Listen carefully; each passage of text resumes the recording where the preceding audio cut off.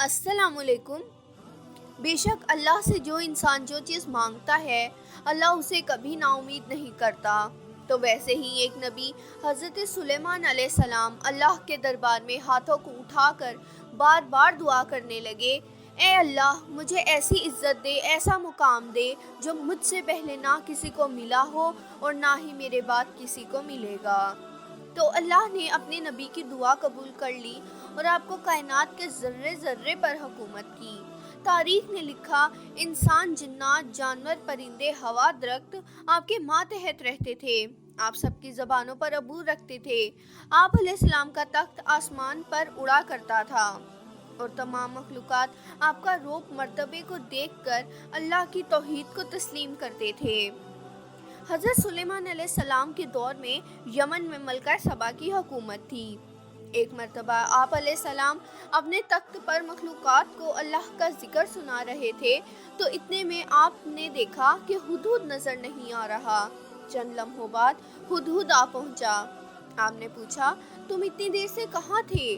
तो वो परिंदा बोला, ए अल्लाह के नबी, मैं उड़ता हुआ यमन जा पहुंचा था, जहाँ की हुकूमत मलका सबा के हाथ में है।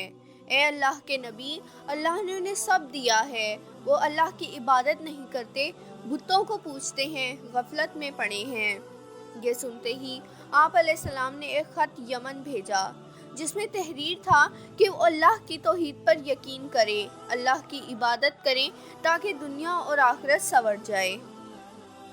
वो परिंदा ख़त लेकर मलका सबा के पास पहुंचा। मलका सबा ने ख़त पढ़ा, जिसमें तहरीर था, मैं सुलेमान तुम्हें अल्लाह के दीन की दावत देता हूँ, ताकि तुम शैतानी जकड़ों जुल्म से बाहर आ जाओ, वगरना तुम्हारा ही जुल्म तुम पर बरसेगा। मलका सबा ने अपने लोगों से मशवरा किया। उन लोगों ने कहा, हम क्यों किसी के आगे झुकें? मलका सबा ने कहा, मुझे इनके अल्फाज से सदाकत की खुशबू आ रही है, इनके कासिद को खाली भेजना मुनासिब नहीं। मलका ने बहुत से तहाइफ के साथ अपने कासिद भेजे।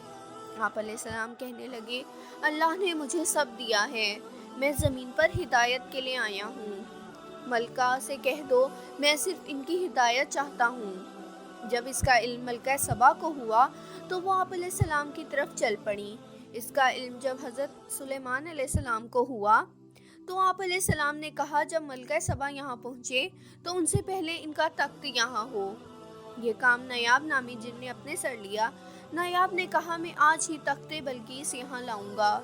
इतने में एक शख्स उठा जो आपका वज़ीर भी था, जिसका नाम हज़रत आसिफ बरखेर था। कहने लगा, आप आंख बंद करके खोलें, वो यहाँ हाजिर होंगी। और ऐसा ही हुआ।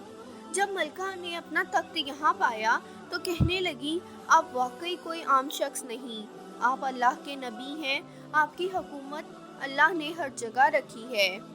मैं तस्लीम करती हूँ, जिस खुदा की इबादत आप करते हैं वही हकीकी मालिक है, जिसने आपको हुकूमत दी वही मालिक है।